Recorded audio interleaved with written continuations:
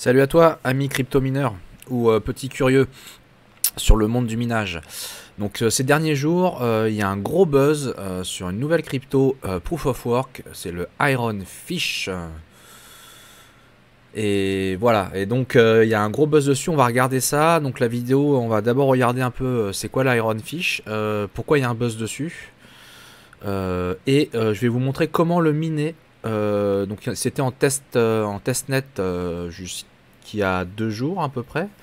Et c'est arrivé en mainnet, ça fait 24-48 heures à peu près. Donc là c'est vraiment frais.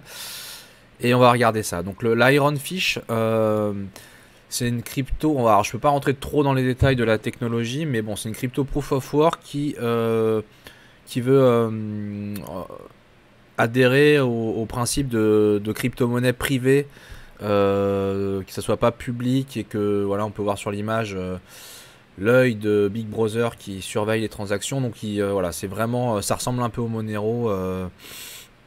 C'est une crypto-monnaie voilà, qui est pour que ça soit privé et qu'on puisse pas trop tracer les utilisateurs. Et donc ils partent du principe voilà, qu'ils vont fournir une solution pour permettre entre guillemets d'encrypter votre crypto, hein, que ce soit du Bitcoin, Ethereum classique, etc. Ethereum, et de le transférer dans le network d'Ironfish pour que ça soit transformé sous forme de transaction privée. Voilà, donc ça embrasse vraiment le principe d'avoir une crypto-monnaie privée. Voilà, donc ça c'est pour un petit peu la présentation. Après je vous laisserai aller voir sur le site leurs infos. Alors pourquoi il y a un gros buzz dessus? Alors déjà il y a tous les cryptos, les youtubeurs, influenceurs, putaclic, etc.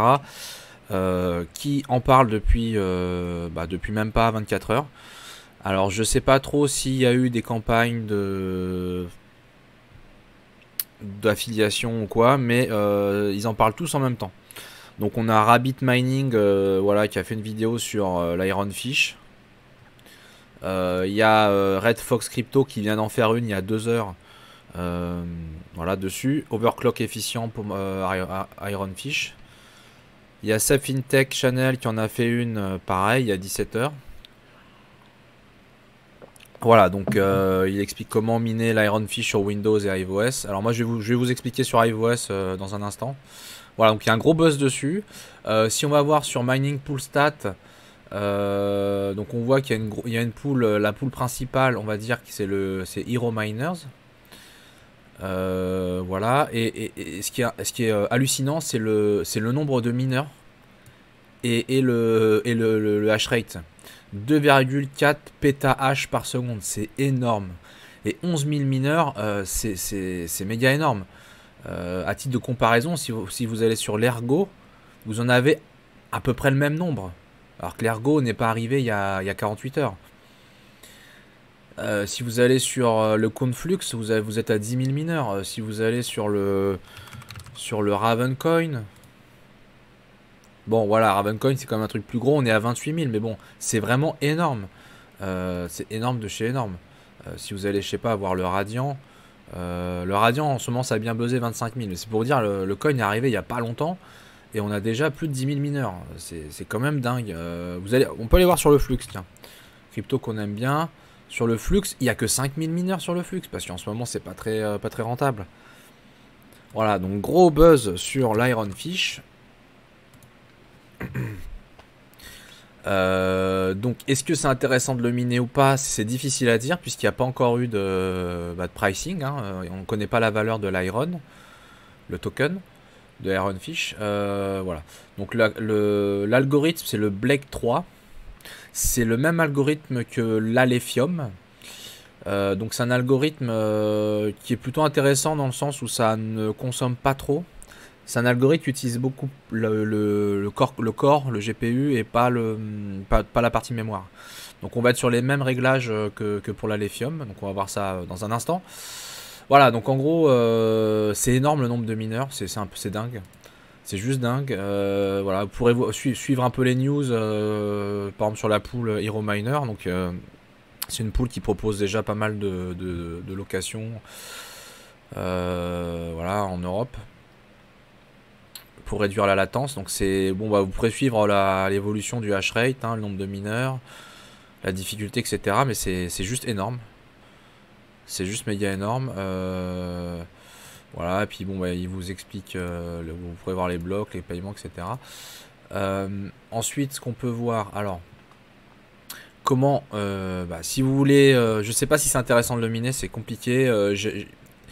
J'ai vu quelques estimations du prix du token où ça avait l'air d'être hyper intéressant. Genre, au début, ils annonçaient pour une 3070 10, 20, 30 euros par jour. Enfin, mais c'était basé sur une difficulté de minage qui était vachement plus faible. Là, le hash rate est énorme.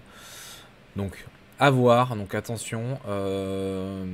On va vous montrer comment le miner. Donc, il y a pas mal de mineurs qui viennent de l'implémenter. Hein. Vous voyez, LOL Miner version 1.74, ça fait 17 heures qu'ils viennent de le sortir. Ils ont rajouté le support de l'Ironfish. Vous avez aussi BZ Miner, SRB Miner. Voilà. Après, les plus intéressants, c'est LOL Miner et BZ Miner. Alors, comment le miner? Déjà, il vous faut un wallet. Alors, si vous allez sur le site officiel d'Ironfish, vous cherchez le wallet, vous n'allez pas le trouver. Vous n'allez pas le trouver du tout. Il y avait, comment ça s'appelle, SafeFintech qui avait dit d'aller sur le GitHub pour récupérer le wallet et le télécharger, mais il n'est plus disponible dessus. Donc, vous êtes obligé d'installer un node en local. Donc, pour installer un node en local, je vais vous montrer ça rapidement. C'est assez simple. Il faut que vous installiez Node.js, c'est un logiciel qui vous permet de faire tourner des applications JavaScript Node. Il faut d'abord installer Node.js au moins en version 18. Donc vous cliquez sur le lien, hop, vous l'installez. Une fois que c'est fait, si vous êtes sur Linux, bon, il vous recommande de faire ces commandes-là, mais vous n'avez pas besoin de les faire sur Windows. Et après, que ça soit du Linux ou du Windows, vous faites npm install-g Ironfish. Donc ça dit à Node, hein, le Node Package Manager, d'installer Ironfish et -g globalement, c'est-à-dire qu'il ne va pas l'installer sur le dossier dans lequel vous êtes. Voilà. Donc pour installer ça, vous devez le lancer en ligne de commande. Je vais vous le montrer dans un instant. Donc vous faites un npm install -g Ironfish. Ensuite, vous n'avez plus qu'à le lancer. Vous faites Ironfish. Alors non, pardon. Ironfish, il vous indique les différentes commandes que vous pouvez exécuter. Et ensuite, pour lancer le node, vous avez juste à faire Ironfish start. Tout simplement. Faut pas faire le Ironfish miners .start. Ça, c'est pour lancer leur mineur par défaut. Du coup, ça va faire travailler votre CPU et ça sera pas du tout efficient par rapport au GPU. Donc, vous faites juste un Ironfish start et là, il va vous afficher votre adresse wallet.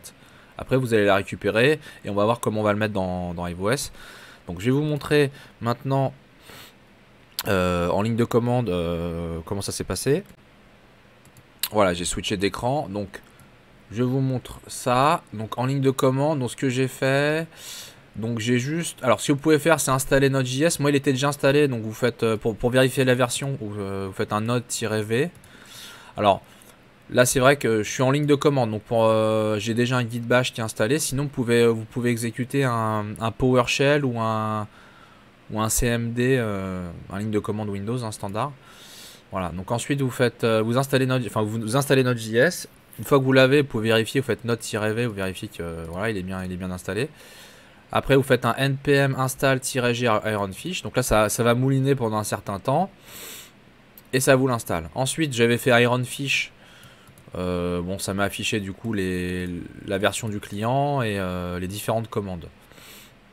Voilà, après vous faites un Ironfish start. Vous vérifiez bien que la version, donc c'est la version 1.0, hein, c'est la toute première, hein, c'est la toute première version du mainnet. Vous avez les URL du mainnet pour vérifier que c'est bien le main. Voilà, et derrière il vous met account public address et ça c'est votre adresse wallet. Alors après vous pouvez en créer d'autres, etc. Il y a d'autres commandes.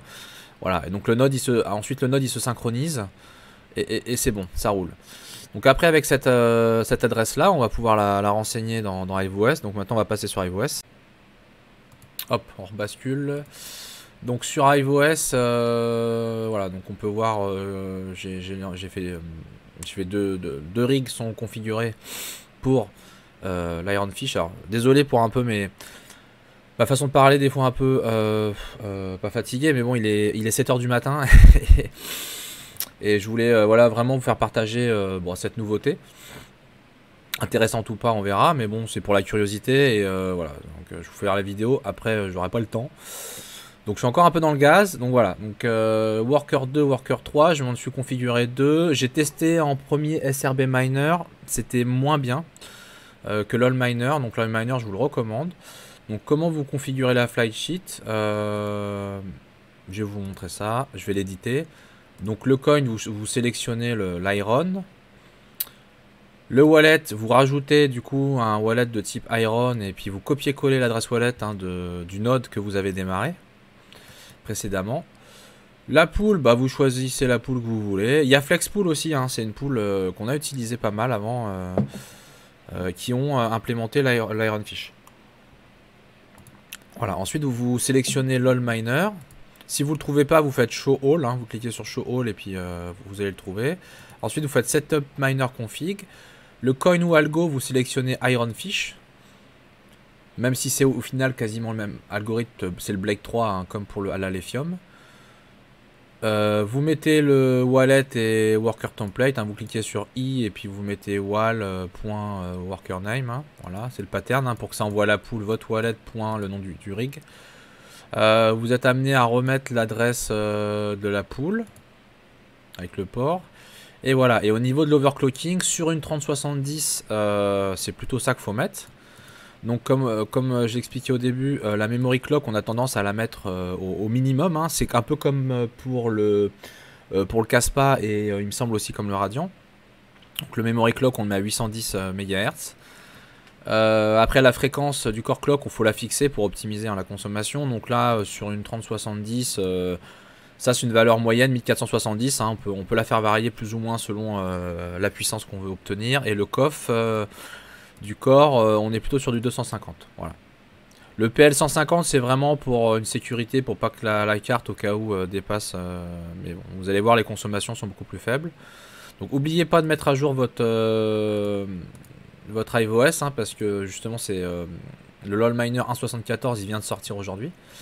Voilà. Et une fois que vous appliquez ça, faites attention de ne pas avoir de réglage d'overclocking ici, hein, de core clock, memory clock, ça on sait jamais, ça pourrait rentrer en conflit. Voilà, donc on obtient à peu près un peu plus de 10 giga H par seconde à environ 75 à 80-85 watts, à peu près 80 watts. Donc c'est en termes de consommation, c'est vraiment pas mal. Ça a l'air d'être plutôt stable pour l'instant. Voilà. Ensuite, après vous pourrez vérifier sur la pool, hein, que ça tourne bien. Qu'est-ce qu'il y a d'autre à dire? C'est déjà pas mal. Ah oui, on va aller voir sur hashrate.no. Donc ils viennent de faire apparaître l'Ironfish. Alors par contre, il va pas remonter, hein, dans les top rentabilité parce qu'on n'a pas encore la valeur de l'Ironfish. Alors je vais prendre la 3080 par exemple. Donc c'est vraiment en bas de tableau. Mais maintenant vous avez les valeurs d'overclocking. Donc il les donne pour LOL Miner, voilà. Donc nous on a les valeurs attendues, hein, attendues par hashrate.no, on a à peu près les mêmes valeurs. Voilà, donc vous savez tout à peu près sur l'Ironfish. Le problème c'est que voilà, il y a une grosse difficulté de minage, hein, maintenant. Donc est-ce que c'est intéressant de le miner? Parce que oui, c'est censé être du spec mining, hein, mais là, moi j'ai jamais vu ça, autant de mineurs comme ça d'un coup. J'ai du mal à l'expliquer. Donc oui, il y a eu beaucoup de buzz côté influenceur YouTube. Voilà, après je ne sais pas. Je ne sais pas trop si c'est intéressant ou pas. La crypto propose, voilà, des choses en termes de privacy, hein, de proposer une solution alors si je reviens sur leur site, voilà, d'avoir des transactions un peu plus privées. Voilà, à voir ça. Vous me direz ce que vous en pensez en commentaire. Et puis voilà. Bon minage à tous. À bientôt sur la chaîne Happy Mining.